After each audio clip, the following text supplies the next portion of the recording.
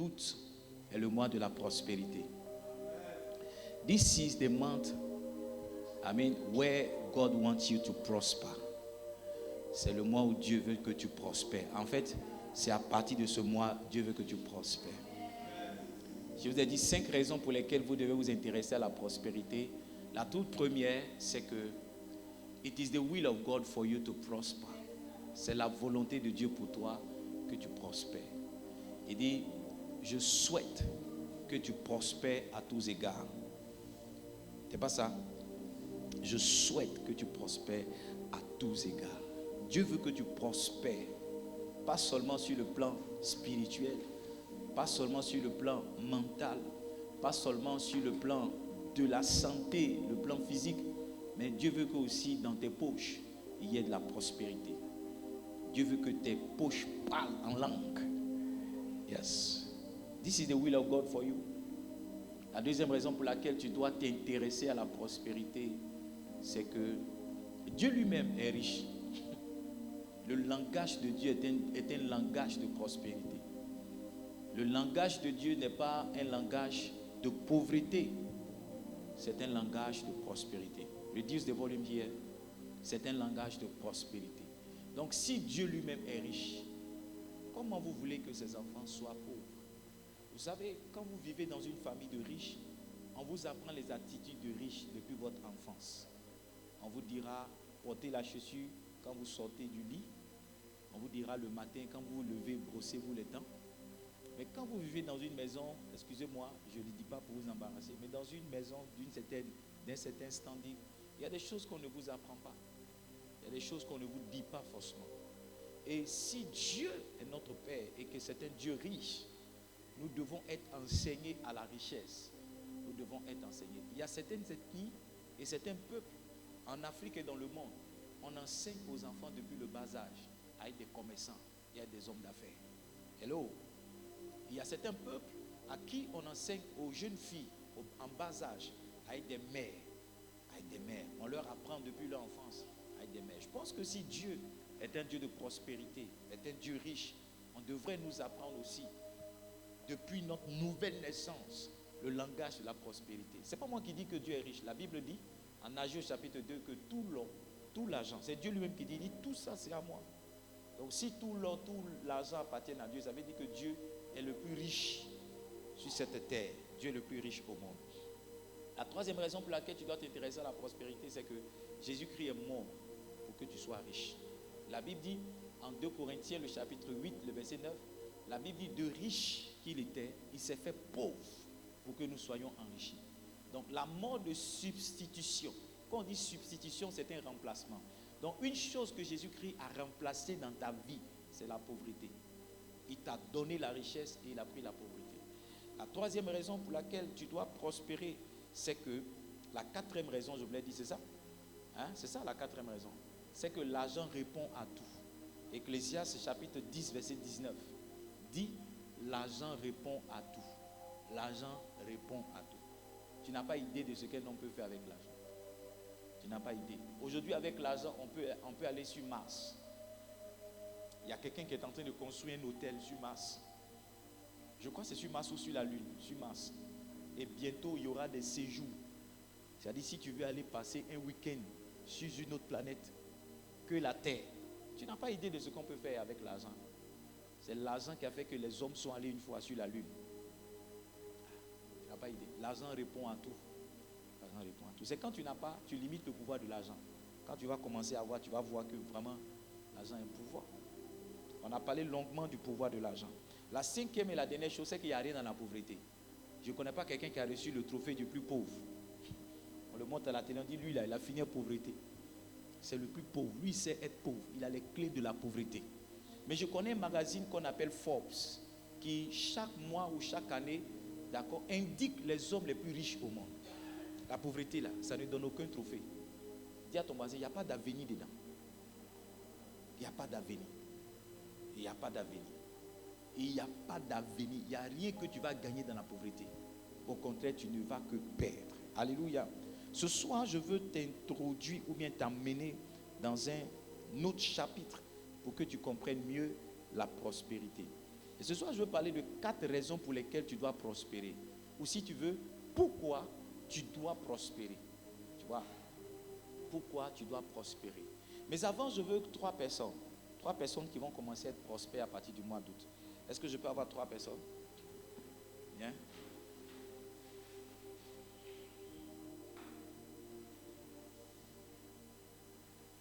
Trois personnes. Et toi juste, voilà. Et je vais vous parler très rapidement à travers ces 3 personnes qui sont devant moi de ce que j'ai appelé le déséquilibre sur le message de la prospérité. Il y a un déséquilibre total. Les enfants de Dieu aujourd'hui ne sont pas équilibrés avec le message de la prospérité. Le premier déséquilibre qu'on a, c'est un groupe de personnes, de pasteurs, d'accord, qui ne savent rien de la prospérité. Ils sont totalement dans l'ignorance. Vous savez, quand vous avez longtemps vécu dans quelque chose, vous finissez par croire que cette chose-là est normale. Amen. Quand vous avez longtemps vécu dans quelque chose, vous finissez par croire que cette chose-là est normale. Je vous ai raconté l'histoire de ce lionceau-là qui a été recueilli par un berger, d'accord? Et comme il était encore un petit lion, le berger l'a mis au milieu des brebis. Et il se comportait comme une brebis, il se comportait comme un mouton. Un lion qui est carnivore est devenu herbivore parce qu'il était au milieu des moutons. Et puis un jour, ils sont allés auprès d'un lac parce qu'ils devaient boire. Et pendant qu'ils étaient en train de boire, il a senti autour de lui, d'accord, les brebis en train de se bousculer pour fuir. Et quand il a levé la tête, il a vu un animal. C'était un lion. Mais étrangement, quand lui mettait sa gueule, je ne sais pas, mais quand il mettait dans la bouche, dans l'eau, il y a son ombre qui paraissait sur le lac. Étrangement, l'ombre de lui qu'il voyait sur l'eau là ressemblait très pour très à l'animal qui était là. C'est ce jour-là qu'il a décidé de laisser les brebis et de suivre le lion. Donc un lion étant au milieu des brebis a fini par se faire croire ou bien par se faire accepter comme une brebis. Il a fallu qu'un jour une délivrance arrive. Donc les gens qui ont longtemps vécu dans la pauvreté, qui ont été pauvres païens, qui sont devenus en Christ aussi, ils sont pauvres dans le Seigneur. Ils finissent par croire que la pauvreté est ce qui est normal. Ils ignorent tout de la pauvreté. Et voici la caractéristique fondamentale de ces personnes. Lorsqu'ils voient un pasteur qui parle d'argent, qui parle de prospérité, il attaque tout de suite pour dire que c'est un faux pasteur, pour dire qu'il ne prêche pas la croix. Beaucoup de personnes ignorent que la prospérité est le message de la croix. Quand Jésus-Christ s'est fait pauvre pour que nous soyons enrichis, ce n'est pas quand il était couché dans la chambre de sa maman, c'est quand il était sur la croix. Donc parler de la prospérité, ce n'est rien d'autre que prêcher le message de la croix. Donc ces gens de pasteurs-là, vous allez les voir, ils ne vont jamais vous donner des clés, ils ne vont jamais vous enseigner sur comment vous pouvez prospérer, sur comment vous pouvez épargner votre argent, sur comment vous... Ils sont contre l'argent, mais en réalité, ils demandent l'argent pour faire avancer le ministère. Et cela, leur ignorance va vous coûter beaucoup de choses. Le deuxième déséquilibre qu'on a, c'est cette catégorie de personnes, d'accord, qui ont découvert dans la Bible les secrets de la prospérité, qui certainement, à cause de certaines galères, sont allés dans la face du Seigneur. Comme l'évêque Oyedepo nous l'a dit le 30 mars 1992, il est parti parler à Dieu avec sa Bible et un livre qui s'appelle Les 5 clés de la prospérité, quelque chose. Et pendant qu'il disait à Dieu, pourquoi est-ce que je suis pauvre? Pourquoi est-ce que je suis pauvre? Dieu lui a dit, mon fils, écoute, mon plan de prospérité n'est pas une promesse. Mon plan de prospérité n'est pas une promesse, il ne répond pas à la prière, il n'a aucun respect pour le jeûne. Mon plan de prospérité est une alliance. Aussi longtemps que tu n'es pas engagé, je ne suis pas engagé. Quand il a entendu ça, il a crié, yeah, je ne serai jamais pauvre. Mais voyez-vous, il n'a pas gardé les secrets que Dieu lui a donnés ce jour-là pour lui-même. Il y a beaucoup de personnes qui ont découvert dans la Bible les secrets pour prospérer et ont gardé ces secrets-là pour eux-mêmes. Ils ne veulent pas en parler. Vous savez pourquoi ils ne veulent pas en parler? De peur d'être tagués de faux pasteurs, de peur d'être tagués de pasteurs qui aiment l'argent. Beaucoup d'accusations aujourd'hui contre les pasteurs ont maintenu certains pasteurs dans une certaine forme de crainte et de peur. Je parlais une fois avec un homme de Dieu et on était en train de parler de lever des fonds.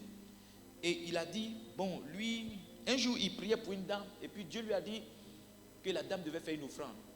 Et il dit qu'il a lutté, il a lutté, il a lutté, il a lutté. Je lui ai dit que la lutte qu'on a souvent quand Dieu nous donne ces genres de messages, c'est parce qu'on est orgueilleux. C'est parce que souvent on ne veut pas tomber dans le stéréotype de faux pasteur. Sinon on n'est pas plus grand qu'Élie. Élie est parti dire à la veuve, une veuve qui avait un dernier gâteau à manger, après quoi venait sa mort. Il lui a dit, donne-moi cela, parce que Dieu l'avait mandaté pour le faire. Donc ces gens de personnes-là ont des secrets de la prospérité, évoluent financièrement, mais jamais ne viennent sur la chair pour dire à leurs enfants, voici ce que j'ai fait, voici ce que j'ai fait, voici ce que j'ai fait, voici ce que j'ai fait. Beaucoup de personnes ne savent pas, mais il y a des pasteurs qui sont des hommes d'affaires cachés, qui ont leur argent investi dans des entreprises et qui prospèrent. Ils ne vous disent rien, ils ne rendent jamais de témoignage sur la prospérité, sur ce qu'ils ont gagné, sur ce qu'ils ont perdu, mais ils gardent ça pour eux. Sauf que garder le silence devant tous les secrets que Dieu vous a donnés, je trouve que c'est de la pure méchanceté. Et qu'on devait rendre public et partager les choses que le Seigneur a pour nous. Et puis enfin, on a cette dernière catégorie de personnes, d'accord, que j'appelle des gens qui ne disent rien d'autre ou qui ne prêchent rien d'autre que la prospérité. Donc au cours du baptême, ils parlent de la prospérité. À la formation des pasteurs, ils parlent de prospérité. Quand ils vont évangéliser, ils parlent de prospérité. À la direction, c'est la prospérité. À la délivrance, c'est la prospérité. Tout tourne autour de l'argent et tout est concentré sur l'argent. Rien ne se fait sans argent et tout se fait pour l'argent. Ceux-là, ils n'ont qu'un intérêt. Le seul intérêt qu'ils ont, c'est comment déposséder les enfants de Dieu de leurs biens et comment bâtir pour eux seuls leur empire financier. Ceux-là aussi, en général, ont un cœur corrompu par l'argent. Ils ont été gagnés par l'amour de l'argent. Mais voyez-vous, aujourd'hui, nous, et je pense que c'est le mandat que le Saint-Esprit nous donne dans ce mois d'août, pour qu'on puisse établir clairement dans la pensée des enfants de Dieu que nous sommes, le réel message sur la prospérité. C'est quoi la prospérité? Qu'est-ce que Dieu veut? Parce que si ces mots-là existent bel et bien dans la Bible, et que Dieu en parle en bien, ça veut dire qu'on devrait l'enseigner. Et ce n'est pas parce qu'il y a eu tous ces abus-là que le message lui-même ne doit pas être enseigné. Alléluia. Ce n'est pas parce qu'il y a eu toutes ces choses-là que le message lui-même ne doit pas être enseigné. Et le mandat que j'ai ce soir, par la grâce du Saint-Esprit, c'est de vous amener dans la compréhension. Parce que les choses que vous comprenez, vous finissez par les posséder. Quand j'étais assis, c'est ce que le Saint-Esprit m'a dit. Le Saint-Esprit m'a dit, regarde, je t'ai tellement enseigné sur les relations, et regarde la qualité de relation que tu as aujourd'hui. Et que si les gens pouvaient comprendre aussi profondément sur les finances, comme tu as compris, ou sur les relations comme tu as compris, ils auraient des relations et des finances de qualité. Donc mon mandat et mon rôle en tant que pasteur, en me disposant, me laissant guider par le Saint-Esprit ce soir, c'est de nous amener la compréhension, d'accord, du fonctionnement de la prospérité, la compréhension des buts pour lesquels Dieu veut que l'on soit prospère. Qui veut avancer avec moi? Que Dieu vous bénisse, asseyez-vous. Pendant que vous asseyez ces feuilles-là, Dieu va vous rendre prospère, forcément. Forcément. Dieu va vous rendre forcément. La véritable question, c'est quelle est l'intention ou l'approche de la prospérité? Lorsque je commence à parler de la prospérité, quelle est mon intention? Est-ce que j'en parle parce que je veux gagner de l'argent? Ou lorsque nous enseignons la prospérité, quelle est notre intention? C'est ça la véritable question. Parce qu'une bonne action posée par l'homme avec une mauvaise intention est une mauvaise action pour Dieu. Je reprends. Une bonne action posée par l'homme avec une mauvaise intention est une mauvaise action pour Dieu. Dieu ne juge pas seulement le fruit de ton action, mais Dieu juge la motivation qui a soutenu ou qui a engendré donc ton action. Alors le tout, ce n'est pas d'être prospère pour jouir simplement des bénéfices ou des avantages de la vie. Dis, je suis allé dans tel pays, j'ai dormi dans tel hôtel, j'ai mangé dans tel restaurant, c'est bien. Mais ce n'est pas uniquement le but pour lequel Dieu nous donne la prospérité. En fait, si on n'a pas compris les buts véritables, on va se perdre avec l'argent que Dieu va nous donner. La Bible nous parle d'un monsieur qui s'appelait Nabal. Et je suis dans le livre de 1 Samuel, le chapitre 25, le verset 27. La Bible dit, Nabal était un homme riche. Quand vous lisez dans la Bible qu'on dit une femme de distinction, c'est une belle expression biblique pour dire une femme riche. Quand on dit un homme de distinction, c'est une belle expression biblique pour dire un homme riche. En d'autres termes, la richesse apporte la distinction. Vous ne pouvez pas être riche et vous mélanger au commun des mortels. Il y a forcément une particularité qui arrive dans la vie d'un homme qui a de l'argent, dans la vie d'un homme qui est prospère. Vous savez, quelle que soit votre humilité, quelle que soit votre simplicité, si vous avez l'argent, ça va se sentir sur vous. Quelle que soit votre humilité, quelle que soit votre simplicité, quand vous avez l'argent, vous ne passez pas inaperçu. Vous pouvez porter des sandales, vous pouvez porter quoi que ce soit. Mais quand vous êtes au milieu des gens, on sent que vous avez quelque chose de différent. On sent que vous avez quelque chose de différent. Les hommes disent que l'eau lave, mais c'est l'argent qui rend propre. Et ils n'ont pas tort. J'ai vu un joueur de football qui a dit, on a fait un documentaire sur lui à la maison, il a ouvert son frigo, il a pris un petit gâteau. Il dit, ce gâteau-là, si tu n'as rien, tu vas manger, tu ne vas jamais grossir. Mais quand tu as un peu d'argent, quand tu manges ce gâteau, tu commences à grossir. Ah. Il y a des gens qui sont naissance. Attends d'avoir un peu d'argent. Attends, tu vois comment tu vas grossir. Il y a des gens, c'est le contraire, c'est qu'ils sont pauvres qui grossissent. Eux, c'est une maladie. Amen. Est-ce que je peux avancer? 1 Samuel chapitre 25, verset 37. La Bible dit, Abigail arriva auprès de Nabal. Et voici, il faisait dans sa maison un festin comme un festin de roi. Il avait le cœur joyeux et il était complètement dans l'ivresse. L'argent de Nabal qu'il avait, c'était pour être saoulé tous les soirs. L'argent de Nabal qu'il avait, c'était pour faire la fête. Vous savez, quand vous n'avez pas compris le but pour lequel vous devez prospérer, quand vous avez l'argent, vous cherchez le premier marquis vous assoit. Quand vous n'avez pas compris le but pour lequel vous devez prospérer, quand vous avez l'argent, vous envoyez un message à vos gars. Position, position, position, on s'attrape ici. Position, position, on s'attrape ici. Tu ne sais pas pourquoi Dieu t'a donné cet argent. Et parce que tu ne sais pas, le diable va te donner un autre objectif. Un de mes cousins m'a dit, Edmond, si j'avais une ML comme toi, toutes les femmes d'Abidjan seraient mortes avec moi ici. Et les filles d'Abidjan allaient me sentir. Tu vois, l'objectif pour lequel il veut avoir une voiture, c'est faire sentir les filles d'Abidjan quelque chose. Tu vois. Donc tu dois comprendre pourquoi est-ce que Dieu veut te rendre riche. Tu dois avoir les raisons pour lesquelles Dieu veut te faire prospérer. Un homme de Dieu que j'aime beaucoup, Dieu bénisse sa vie, Myles Munroe, qui nous a quittés il y a quelques années, il dit, il y a toujours un abus lorsqu'on ne connaît pas le but de quelque chose. Quand on ne connaît pas le but de quelque chose, on en abuse. Quand on ne connaît pas ce pourquoi une chose a été créée, on abuse. Ce matin, je ne sais pas qui a mis ça dans mon bureau, mais il y a quelqu'un qui a mâché la fermeture de son stylo et qui a laissé ça dans mon bureau. Moi, il ne mâche pas de fermeture de stylo. Tu vois, un stylo, ce n'est pas pour manger. Si tu veux te dégourdir les dents, il y a des chewing-gums pour ça. Tu vois, quand tu ne connais pas le but de quelque chose, tu abuses du stylo parce que tu prends le stylo pour un chewing-gum. Que Dieu aide tous ceux qui mâchent leur stylo. En général, on dit que c'est les tricheurs qui font ça. Mais que Dieu vous aide. Je ne sais pas si tu triches. Non, ce n'est pas toi. Toi, tu ne triches pas. Amen. La première raison donc pour laquelle Dieu veut que tu prospères, Dieu veut que tu sois un témoin. Écris. Dieu veut que je prospère pour être un témoin. Pour être un témoin. Livingstone, on est en train de tchatcher ce soir. On dit que Dieu est riche, Dieu est riche, Dieu est riche.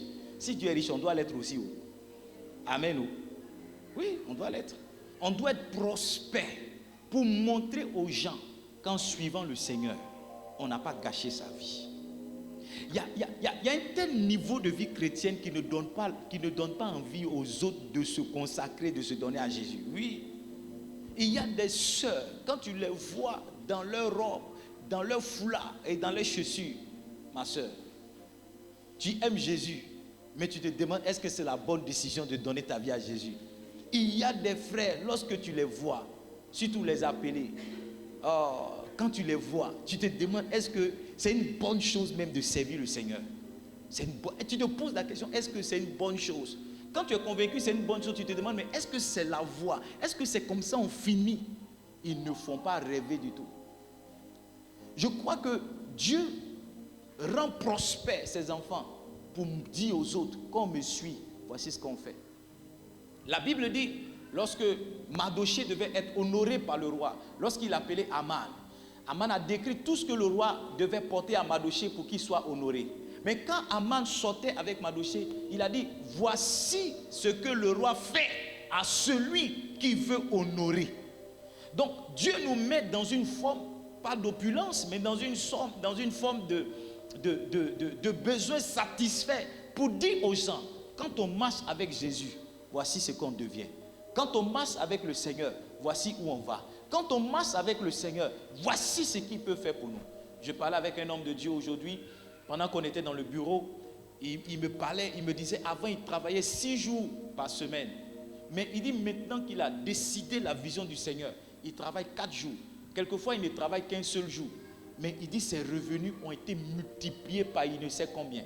Et il m'a regardé, il dit toi aussi je te connais. Il dit moi, il ne faut pas venir sur moi. Moi, ma vie a carrément changé. Ma vie, je lui ai dit ce que tu voyais avant, maintenant c'est le jour et la nuit. Ma vie a carrément changé. Donc Livingstone, quelqu'un doit te voir dehors pour dire, oh, Aïe, je le connaissais. Mais s'il est devenu comme ça veut dire que Dieu peut réellement visiter la vie de quelqu'un. J'ai rendu mon témoignage et ça a touché beaucoup de personnes sur Facebook. Lorsque je leur ai dit que je suis allé dans un pays étranger avec 15 000, 5 000 francs pour les offrandes et 10, ça a touché beaucoup de personnes. Quand j'ai dit que j'ai fait plus de 24 heures sans manger, que la faim n'était pas le problème, c'était ce que je devais entendre qui était le problème. À la fin, j'ai dit aujourd'hui, mon histoire est bien différente et même très différente. Tu vois, pour dire à quelqu'un que tu peux commencer avec 10 000 avec le Seigneur et puis demain être dans des montants pharaoniques, des montants extraordinaires. Donc Dieu veut qu'on prospère pour qu'on soit des témoins. Luc le chapitre 12, le verset 21. Quand we have the scriptures, Luc le chapitre 12, le verset 21. Il dit, il en est ainsi de celui qui amasse des trésors et qui n'est pas riche pour Dieu. Qui n'est pas riche pour Dieu. En d'autres termes, quand vous renversez ce verset-là, ça veut dire que Dieu veut qu'on soit riche pour lui.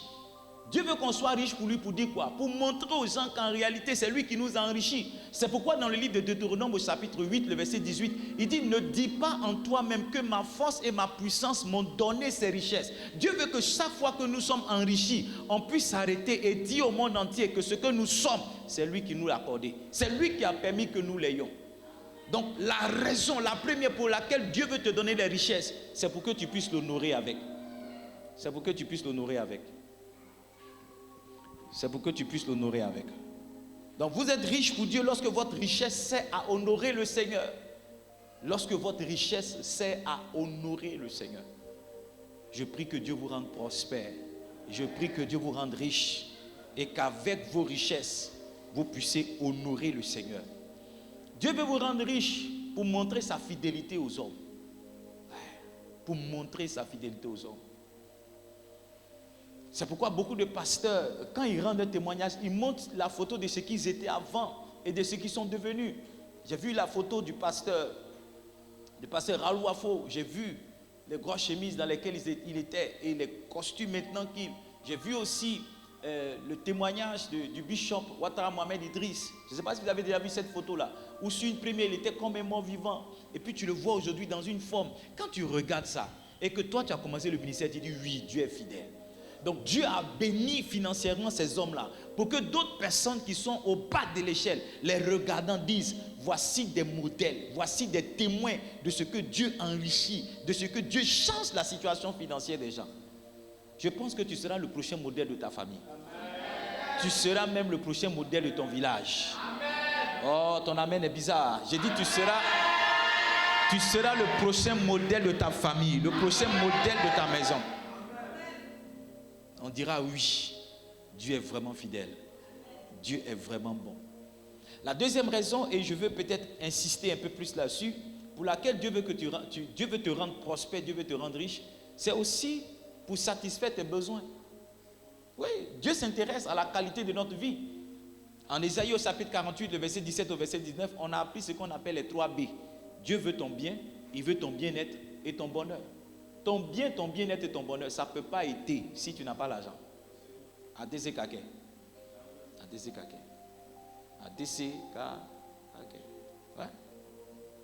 ADC Kake. Dieu veut te donner l'argent pour que tes besoins soient satisfaits. Ouais. Dieu veut te donner l'argent pour que quoi? Tes besoins soient satisfaits. J'ai appris ce matin en écoutant l'apôtre Yeshua Selman qui dit Dieu nous fait prospérer parce qu'il désire qu'on ait une vie confortable. Dieu désire qu'on ait une vie confortable. Et il a ajouté, il dit toute pensée contraire est une pensée démoniaque. C'est le diable qui te fait croire que Dieu veut que tu sois dans l'inconfort.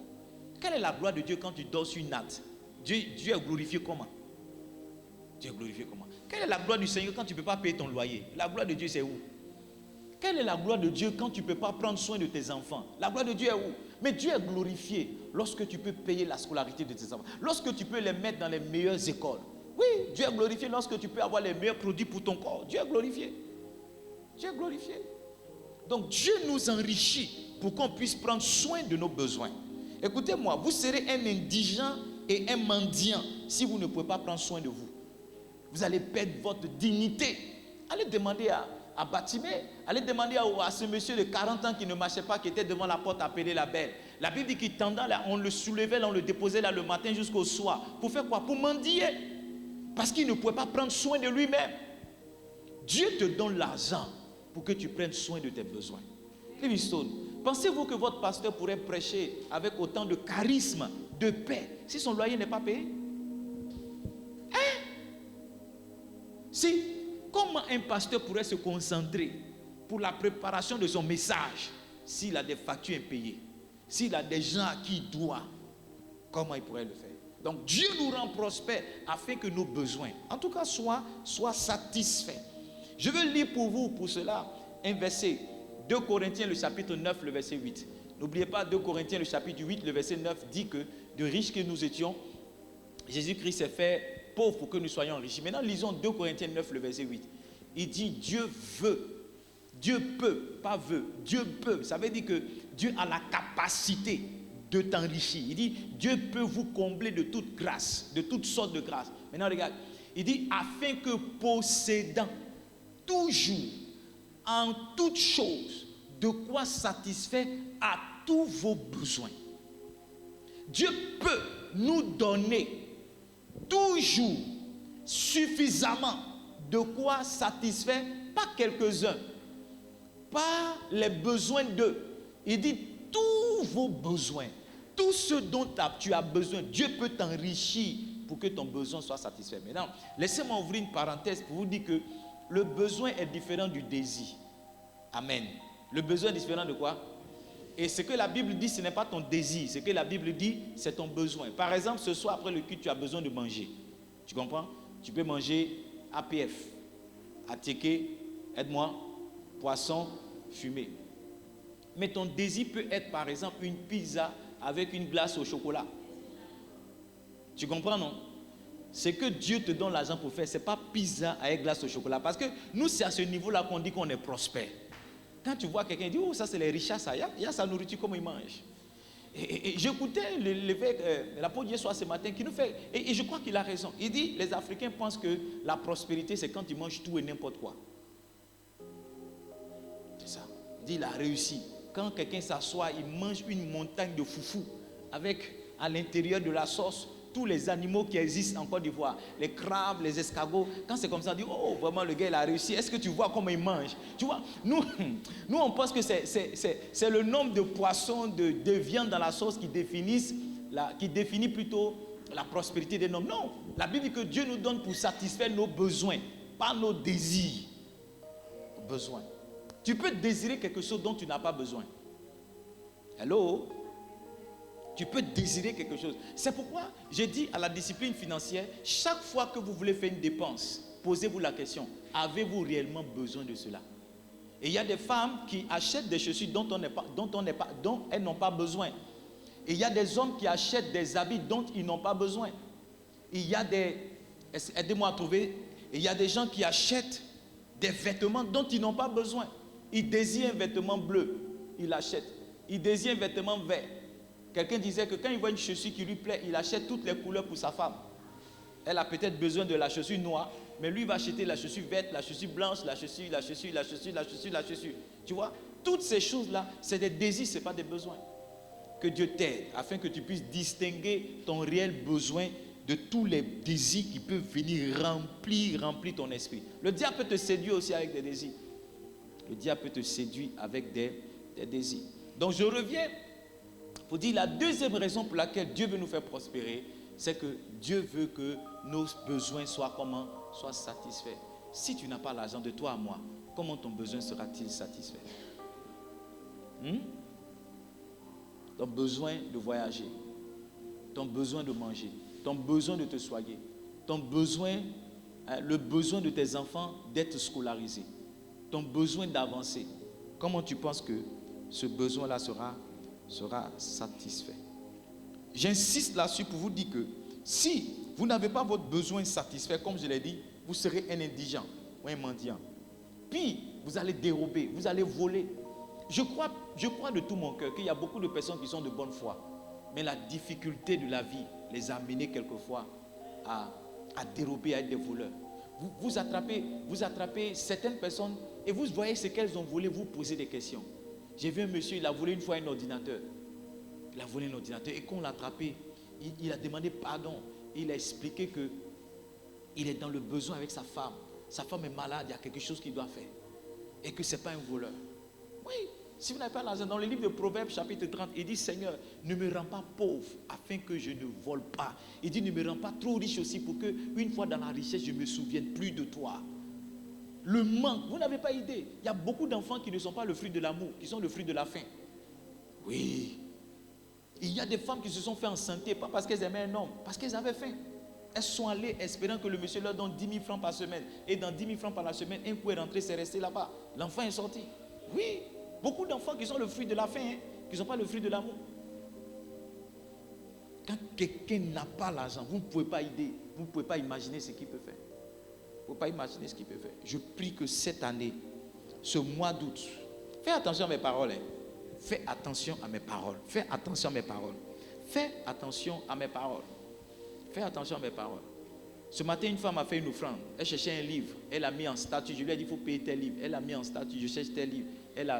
Je lui ai dit, demain matin, va dormir. Demain matin, tu vas avoir le livre.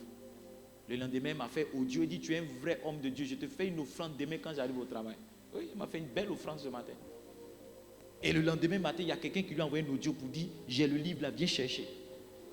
Je parlais avec mon mécanicien tout à l'heure. Il dit, il est quelque part à la frontière. Il veut faire rentrer une voiture. Les douaniers ont perdu la clé. J'ai dit, je t'ai appelé pour qu'ils retrouvent la clé. Ces gens-là, ils ont perdu la clé parce qu'il y a une humiliation qui venait sur eux. Parce qu'ils t'ont fait mal, ils t'ont mal géré. Mais dès que je raccroche, tu vas voir. C'est un musulman. Il a dit Amen. Voici mon épouse qui est là. Ça n'a pas fait 5 minutes après, il m'a rappelé pour rendre témoignage. Ils disent, ils ont retrouvé la clé, il a démarré la voiture. Fais attention à mes paroles. Je prophétise maintenant sur toi. J'ai dit ça pour que tu aies la foi. Je prophétise maintenant sur toi. L'année où tu n'avais plus l'argent pour satisfaire tes besoins, cette année-là est passée. Voici l'année où chaque fois qu'un besoin va se présenter, en fait, avant même qu'il ne se présente, Dieu va honorer ce besoin-là. J'ai dit, Dieu va honorer ce besoin. Les années où tu réfléchissais pour la scolarité, tu réfléchissais pour le loyer, tu réfléchissais pour tout et pour rien, ces années-là sont passées. Voici l'année où Dieu va te combler financièrement au nom puissant de Jésus. L'instruction, c'est d'ouvrir un compte en banque. Je l'ai dit le dimanche. La deuxième instruction que je vous donne, et je veux que vous notez ça, que vous marchez avec cette instruction. La deuxième instruction, c'est la somme totale d'argent que tu veux avoir. Il faut écrire ça, il faut coller ça sur ton placard. Si de août jusqu'à décembre, tu veux avoir 10 millions, écris ça, colle ça sur ton placard. Oui, si d'août jusqu'à décembre, tu veux avoir 100 millions, écris ça, colle ça sur ton placard. C'est la prochaine instruction que je te donne pour ce message.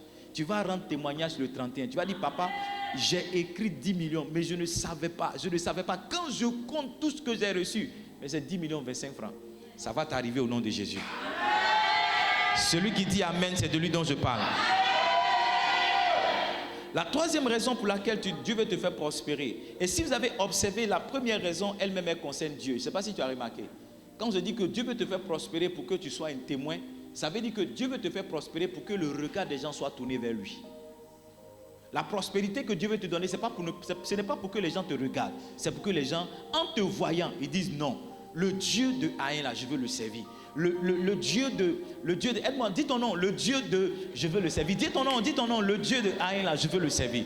Donc la première raison, c'est que Dieu te donne pour que les gens aillent vers lui. Il te donne. Il y a une soeur qui est venue ici qui a commencé à partager les 5 000. Quand les gens ont vu que c'était sérieux, ils se sont tournés vers la soeur. Amen. Ils ne se sont pas tournés vers ceux qui ont eu les 5 000, mais ils se sont tournés vers celles qui partageaient. Donc quand Dieu commence à bénir les gens, tout le monde se tourne vers où la bénédiction quitte pour venir. La deuxième raison, je l'ai dit, Dieu veut satisfaire tes besoins. D'accord? Dieu veut te faire prospérer pour ça. Cette raison-là, ça te concerne toi.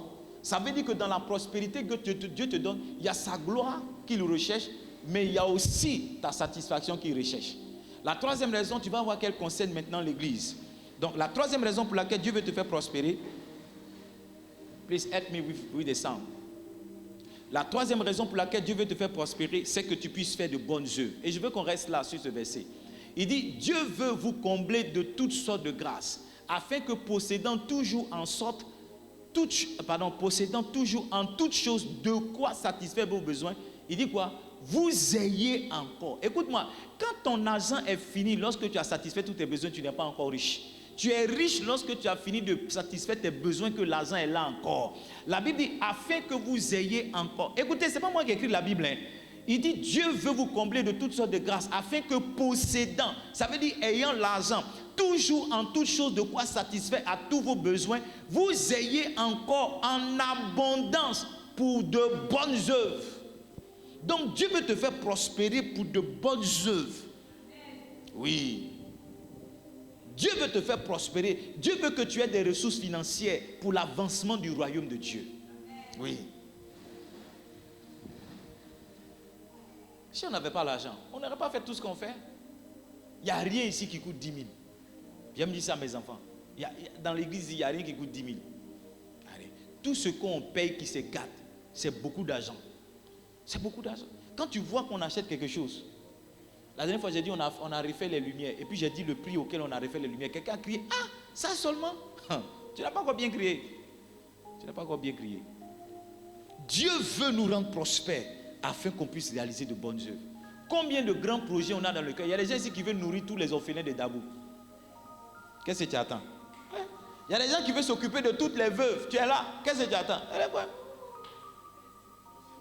Donc l'argent que Dieu veut te donner là, c'est pour que tu puisses t'occuper des orphelins. C'est pour que tu puisses t'occuper aussi des veuves. Dieu veut nous donner en abondance pour de bonnes œuvres. Pour de bonnes œuvres. On doit aller en évangélisation à Bobo. On a besoin d'argent. On a besoin d'argent. On a fait le budget. C'est des centaines de mille. C'est des centaines de mille. Mais si on n'a pas l'argent, comment est-ce qu'on fera l'évangélisation? Donc Dieu nous donne pour que nos besoins soient satisfaits, mais pour que nous ayons encore beaucoup encore, pour de bonnes œuvres. Un milliardaire dont Bishop Dag parlait une fois, il a dit, ce milliardaire-là, il dit, lui, Dieu l'a appelé pour qu'il prenne soin du pasteur David Yongisho. Donc, tout ce dont Yongisho a besoin, s'il doit voyager, lui, il paye pour cela. Il paye pour cela. Il est riche, il est milliardaire pour ça. Yongisho est mort, une semaine après, lui aussi, il est mort. Donc, Dieu suscite des riches. Dieu suscite des riches afin que les besoins de l'église soient comblés, afin que les besoins de l'église soient satisfaits, afin que les bonnes œuvres soient remplies. Au nom puissant de Jésus. Tu vas accomplir de bonnes œuvres. Oh, tu vas accomplir de bonnes œuvres. Je veux imprimer tous mes livres et puis les distribuer aux prisonniers l'année prochaine. Je vais aller à la marque et puis distribuer 6 000 livres, 10 000 livres gratuitement. Parce que je suis persuadé que si les gens lisent des livres comme l'esprit de la persévérance, le dévouement et tous ces livres-là, je pense que ça pourrait les aider. Je pense que ça pourrait les aider. Amen. Amen. Pasteur Anissé, je pense qu'on peut mettre l'écran là. On peut arranger la salle qui est là-bas pour que tous les bébés là puissent rester là-bas avec leur maman. On aura plus de paix dans cette salle. Qu'est-ce qu'il nous faut? Un câble, c'est ça? On va mettre les bébés là-bas. La quatrième raison, et je vais finir sur ça, pour laquelle Dieu veut que tu prospères, c'est pour que tu aies la libéralité et la générosité. On ne te demande pas l'argent parce que tu n'as rien. Yes. On ne te demande pas parce que tu n'as rien. Un jour, un homme m'a écrit, il m'a écrit du Congo. Il a dit, bonjour pasteur, je pense que je dois avoir son message. Il dit, Dieu vous a donné beaucoup d'argent pour partager à tout le monde. À l'époque, mon argent n'était pas encore beaucoup. C'est beaucoup, mais ce n'est pas là. Amen. Il dit, pasteur, Dieu vous a rendu riche pour que vous partagiez ça à tout le monde. Et que lui doit faire un mariage, son mariage va coûter près de 10 000 $. J'ai dit, ah bon, il a dit, mais ton salaire, mais c'est combien? Il dit, son salaire, c'est 120 $. Son mariage allait coûter, on dirait, 50 fois plus son salaire. Ça veut dire que l'argent qu'il veut mettre dans son mariage, c'est pratiquement 4 ans de salaire. Quand il a dit ça, je lui ai plus répondu. Parce que c'est vraiment de la folie et de la stupidité de prendre 4 années de salaire pour pouvoir faire un mariage. Je ne sais pas quelle gloire il cherche dans le mariage. Amen. Donc Dieu nous rend prospères afin que nous ayons la libéralité, afin que nous ayons la générosité. Et à ce niveau-là, vous allez voir que l'objectif de la prospérité, de la richesse que Dieu veut nous donner, ce n'est plus pour Dieu, ce n'est plus pour nous-mêmes, ce n'est plus pour l'Église, mais c'est pour les autres. Amen. Donc Dieu nous rend prospères maintenant pour qui? Pour les autres. 1 Timothée, le chapitre 6, le verset 18. Il dit, recommande-leur de faire du bien, d'être riche en de bonnes œuvres, d'avoir de la libéralité et de la générosité. C'est Paul qui écrit à Timothée. Il parle des riches.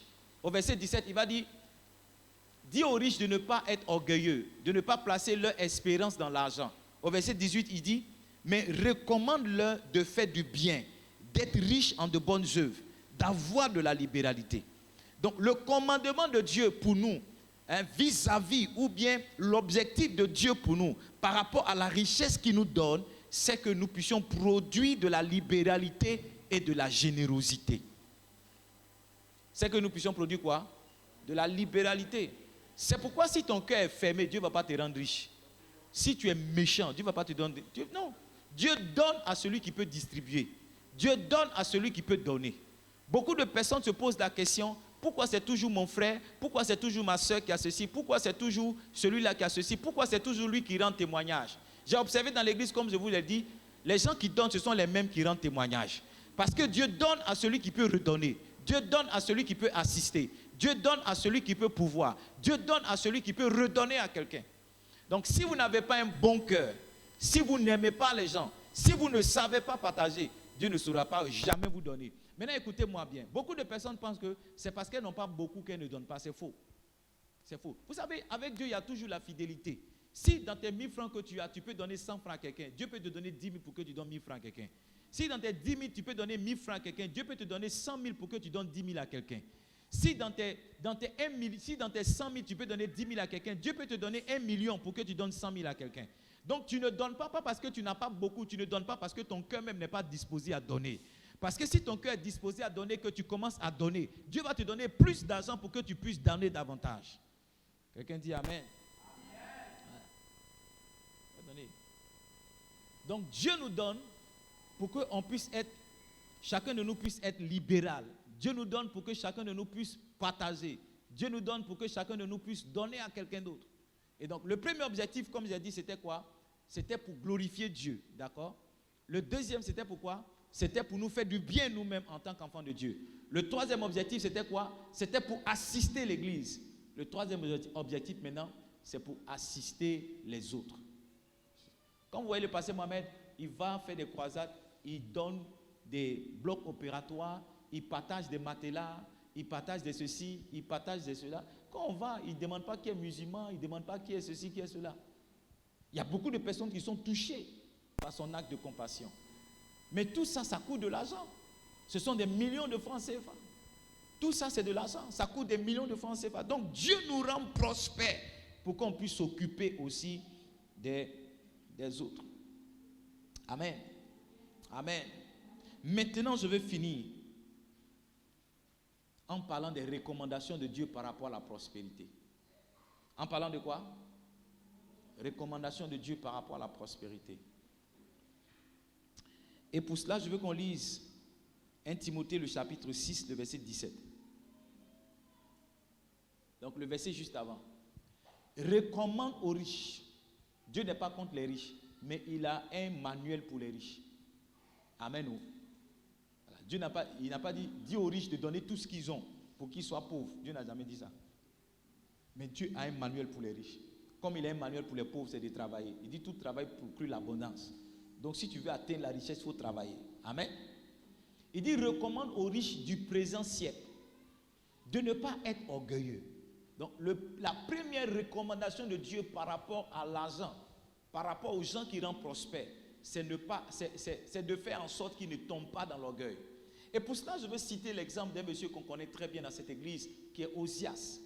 La Bible dit en 2 Chroniques, le chapitre 26, le verset 16, avant cela, vous voyez comment Dieu a béni Osias. Il était un bâtisseur. La Bible dit que de tout le temps qu'il a recherché la face du Seigneur, Dieu l'a fait prospérer. Est-ce qu'on peut voir ça ensemble?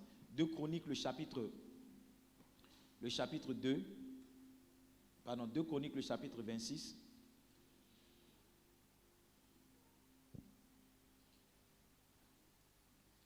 2 Chroniques, le chapitre 26, le verset 5. La Bible dit, il s'appliqua à rechercher Dieu pendant la vie de Zacharie, qui avait l'intelligence des visions de Dieu. Et dans le temps où il rechercha l'Éternel, Dieu le fit prospérer. Dieu a fait quoi? Sauf que la Bible dit au verset 26, lorsqu'il devint puissant, ça veut dire que lorsqu'il a augmenté dans sa prospérité, qu'il a eu beaucoup plus, la Bible dit que son cœur s'éleva pour le perdre. C'est pourquoi je dis que quand le cœur de quelqu'un n'est pas droit, Dieu se garde de rendre quelqu'un prospère.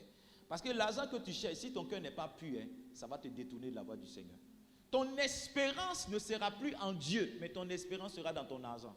Quand on va dire prier, tu vas dire non, j'ai l'argent pour ça. Quand on va dire jeûnons, tu vas dire non, j'ai l'argent pour tel problème. Quand on va dire faisons ceci, tu vas dire j'ai l'argent dans tel problème. Et tu vas commencer à te voir comme étant l'oreille droite de Dieu. Tu vas commencer à te voir comme le doigt de Dieu. Tu vas commencer à changer ton nom. Et tu vas commencer à regarder tout le monde de haut parce que tu as un peu plus d'argent. Le risque d'avoir beaucoup d'argent, c'est quelquefois de tomber dans l'orgueil.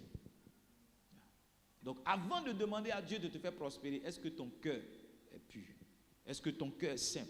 Est-ce que ton cœur est humble? Est-ce que ton cœur est humble? Osias, est-ce qu'on peut avoir le verset 16? La Bible dit, lorsqu'il devint puissant, son cœur s'éleva pour le perdre. Il pécha contre l'Éternel. Donc il a arrêté de chercher Dieu. Il a arrêté de rechercher Dieu. Il a arrêté de s'appliquer dans sa vie de jeûne et prière. Il est tombé dans l'orgueil. Donc Dieu n'a rien contre le fait que tu sois riche. Dieu dit, il ne faudrait pas que la richesse te rende orgueilleux. Je me rappelle une fois, on était dans un restaurant et il y avait un planteur. Vous savez, à l'époque, EVA c'était EVA. Hein? Amen, oh? Amen. Je ne sais pas si vous avez connu cette période-là. Mais EVA, c'était EVA. Hein? Tout le monde voulait marier planteur. Tous les fonctionnaires voulaient faire EVA. Oui. Tous les fonctionnaires venaient à la banque. Est-ce que je peux avoir un crédit de 5 millions? Je dis c'est quoi? Il dit non, il veut acheter EVA. Moi-même, j'ai acheté EVA aussi. Tout le monde. EVA, c'était l'or. L'or. Combien? Le kilo à 1000 francs. En mars 2011. Mars 2011, le kilo a été 1000 francs. Tu as 1 tonne d'EVA, tu as 1 million. On était dans un restaurant à Dabou ici. Il y avait un jeune planteur qui était là. Il a eu affaire à un policier. Il a commencé à crier. Il dit, policier, c'est quoi? Il dit, ton commissaire, même ton patron, son salaire de 400 000, c'est ce qu'il prend pour jouer. Oui, j'ai entendu ça. Il dit, son salaire de 400 000, c'est ce que, quand je vais m'amuser, c'est le planteur là, il dit, quand je vais m'amuser, j'ai bien envie de voir son visage pour voir ce qu'il est devenu. Il dit, quand je vais m'amuser, c'est ça, c'est 400 000 je prends. C'est-à-dire, je m'amuse dans le salaire de ton patron. Je ne parle même pas de toi, il dit ton patron. L'argent. Il y a des gens, quand tu parles, ils te giflent comme ça. Tais-toi. Les gens, ça rend insolent. Hein? Ça rend insolent. Il y a des gens qui viennent et puis chassent tout le monde. Est-ce que je peux avoir cette place-là? Chasse-les. C'est qui ceux-là? Ils vont te payer combien? Chasse-les d'ici. Que tu ne tombes pas dans l'orgueil. La deuxième recommandation pour le Seigneur, il dit de ne pas mettre, dans 1 Timothée 6, verset 17, il dit, recommande aux riches du présent siècle de ne pas être orgueilleux, de ne pas mettre leur espérance dans des richesses incertaines, mais de la mettre en Dieu. De la mettre où ça? En Dieu, qui donne avec abondance toutes choses pour que nous en jouissions. Amen. 1 Timothée 6, le verset 10, se trouve la deuxième recommandation. 1 Timothée 6, verset 10. Il dit, car l'amour de l'argent est une racine de tous les maux. Et quelques-uns, en étant possédés, se sont égarés loin de la foi. Et se sont jetés eux-mêmes dans bien de tourments. Il dit, l'amour de l'argent est une racine. Donc, la deuxième recommandation du Seigneur, il ne faudrait pas que tu aimes l'argent. Il ne faudrait pas que tu donnes ton cœur à l'argent. Il y a des gens qui confessent que moi j'aime l'argent. Hein? J'aime l'argent. Ce qui peut me guérir, c'est l'argent. Il y a des gens qui disent ça. Hein? Si c'est l'argent qui peut te guérir, tu es malade sauvagement. Hein? Non, ta maladie là, c'est une maladie démoniaque. Il y a des gens qui te disent non, tu as besoin de quoi? Toi, mais tu connais le WEM. La recommandation du Seigneur, que ton cœur ne soit pas tout entier à l'argent. Qu'une partie de ton cœur ne vienne pas sur l'argent. Pardon, si tu aimes l'argent encore, va demander à Dieu de t'aider à sortir cet amour-là. Parce que ceux qui aiment l'argent, ils sont prêts à tout pour l'argent. C'est le risque d'aimer l'argent. Quand tu aimes l'argent, tu es prêt à tout pour l'argent. Quand tu aimes l'argent, tu es prêt à tout pour l'argent. Mais quand tu n'aimes pas l'argent, tu comprends et tu reconnais tes limites quelquefois. Quand tu n'aimes pas l'argent, tu comprends et tu reconnais tes limites quelquefois. Amen. Amen. Amen.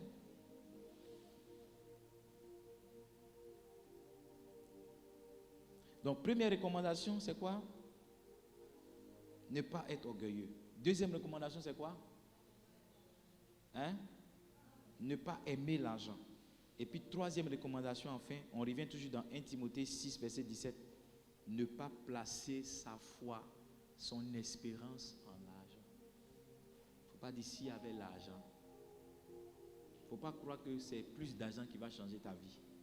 C'est plus de Dieu qui doit changer ta vie. Il ne faudrait pas que ton espoir d'une vie meilleure, ça soit attaché à plus d'argent. Je ne sais pas si quelqu'un comprend. Que ton envie de voir ta vie changer, tu places ça non en Dieu, mais en ton argent. L'argent même que tu veux prendre pour changer ta vie, là, on vole ça souvent. Hello? L'argent que tu veux prendre pour changer ta vie, là, on vole ça souvent. Ceux qui veulent se marier, qui comptent sur l'argent pour réussir le mariage, il faut les demander en général. Tous ceux qui font promesse, ils n'apportent rien. Oh, tu n'es pas encore marié, c'est pourquoi tu n'as pas encore expérimenté ça. Demande à ceux qui sont mariés. Non, on va prendre telle voiture, c'est le tonton là qui va donner. On va prendre tel costume, c'est le tonton là qui va payer. On va prendre tout ton mariage, Dieu n'est pas dedans. Hein. C'est les tontons, les grands frères, les grands soeurs. Le jour J, tu parles en langue. Quand tu danses comme ça là, c'est-à-dire ta danse là, c'est pas les gens qui te donnent témoignage. Tu as vu la main de Dieu. Dieu t'a délivré. Dieu t'a délivré d'une grande honte. S'il te plaît, ne place pas ton espérance en l'argent. Ne place pas ta foi en l'argent. La Bible dit on ne peut pas aimer, on ne peut pas servir deux maîtres. Soit on aimera l'un, on s'attachera. Soit on aimera l'un, on haïra l'autre. Soit on s'attachera à l'un, on haïra l'autre. On ne peut pas servir Dieu et maman. Amen. Donc, la recommandation du Seigneur, ne deviens pas orgueilleux parce que tu as beaucoup d'argent. J'ai dit, Seigneur, permets-moi chaque fois que je vais me coiffer de marcher. Aide-moi à marcher. Aide-moi à marcher. Que je ne change pas parce que j'ai ceci, parce que j'ai cela. Que je demeure toujours le même petit là à tes yeux. La deuxième chose qu'il ne faut pas faire, il ne faut pas aimer l'argent. Pas aimer l'argent. Il ne faut pas mettre des sentiments à l'argent. La troisième chose, il ne faut pas aimer l'argent. La Bible dit, Ecclésiaste 5, verset 17, note ça. Deuxième chose, Ecclésiaste 5, verset 17. Ecclésiaste 5, verset 17. Il dit, celui qui aime l'argent n'est pas rassasié par l'argent. Quand tu aimes l'argent, tu en veux plus. Chaque fois que tu en gagnes, c'est insuffisant. Il dit, celui qui aime les richesses n'en profite pas. Voici le paradoxe. Les gens qui profitent des richesses, c'est ceux qui n'ont pas placé leur cœur dans les richesses. Mais les gens qui profitent, j'ai vu des gens, ils ont cherché l'argent, quand ils sont morts. J'ai vu des gens qui ont cherché l'argent quand c'est le même argent là qui les a tués. Ils n'ont pas profité. Il y avait un film là, c'est Donna Benja. Je ne sais pas si tu as regardé Donna Benja. Il y avait un gars, Sagon. Tu as vu comment il est mort, non? Il avait l'argent dans le puits, c'est pas ça? Il voulait chercher l'argent dans le puits. Tu as vu comment il est mort, non? Il est mort dans l'argent. Il n'a pas profité. Est-ce que tu as regardé Donna Benja? Qui a regardé Donna Benja? Les enfants sont nés hier. Ça passait quand dimanche, c'est ça, non? Voici à midi. Donna Benja, Sagon, un gars qui aimait l'argent, il a vu beaucoup d'argent dans le puits, il voulait, et André il a glissé, puis il y a un fer qui est quitté là-bas, qui a percé. L'argent qu'il voulait là, il est mort dedans, mais il n'a rien payé à ça. J'espère qu'il n'y a pas de Sagon ici. Il y a des gens qui n'ont pas oublié cette histoire, quand ils se rappellent du nom du monsieur. Mais ils ne se rappellent pas de Pythagore. Est-ce que tu comprends? Pythagore. Le théorème de Pythagore, ils ont oublié ça, mais ils connaissent Sagon. Que Dieu vous aide. Tu as vu comment les gens ont l'esprit fertile pour... Que Dieu vous aide. Ceux qui ont dit Sagon, soyez bénis. Mais j'espère que vous vous rappelez aussi de Thalès, Sagon. Que Dieu vous aide à vous rappeler de ça. Amen ou bien amen pas.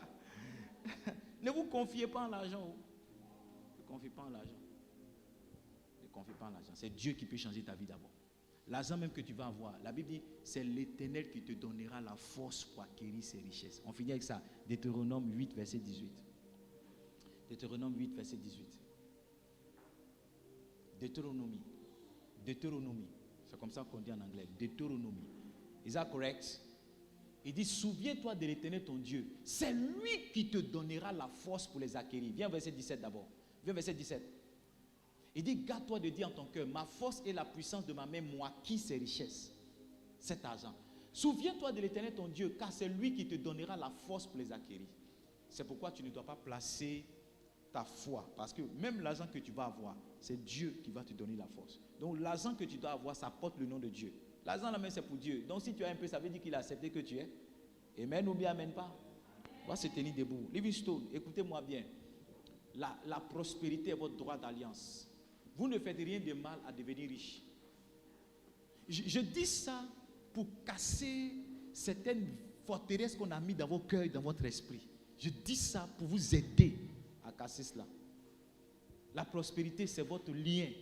C'est votre droit d'alliance. En tant qu'enfant de Dieu prospère, la prospérité. Donc, recherchez-la avec une bonne motivation. Ne laissez pas simplement votre cœur tomber dans la corruption. Recherchez ça. Recherchez ça. Lève la main et commence à parler à Dieu. Ce que tu as entendu qui t'a béni, parle à Dieu en fonction. Parle à Dieu en fonction. Parle à Dieu en fonction. Ce que tu as entendu qui t'a béni, parle à Dieu par rapport à cela. J'ai dit ce que tu as entendu qui t'a béni. Parle à Dieu par rapport à cela. Parle à Dieu par rapport à cela. Ce que tu as entendu qui t'a béni. Parle à Dieu. Dis quelque chose au Seigneur. Dis quelque chose au Seigneur. Peut-être qu'une lumière est venue dans ton esprit. Tu ne comprenais pas les objectifs de la richesse. Mais peut-être que... Mais parle à Dieu ce soir. Dieu veut que tu sois riche afin que son nom soit glorifié. Dieu veut que tu sois riche afin que tes besoins soient satisfaits. Dieu veut que tu sois riche pour que l'église avance. Pour que l'église avance. Pour que l'église avance. C'est parce qu'il y avait des femmes comme Suzanne, comme Marie de Magdala, qui pouvaient assister Jésus de leur bien, de leur argent. C'est ce qui faisait que le ministère avançait. Dieu veut que tu sois prospère parce que tu dois être charitable. Parce que tu dois soutenir des pauvres. Tu dois soutenir des veuves. Tu dois soutenir des aveugles. Tu dois soutenir des gens. Il y a des gens qui viennent dans cette église-là. Ils ne sont jamais assis. Mais ils viennent. Ah, pasteur, je n'ai pas payé ma facture. Oh, pasteur, je n'ai pas fait ceci. Un jour, ma voisine ici m'a appelé. Elle dit, pasteur, il y a un monsieur qui est là.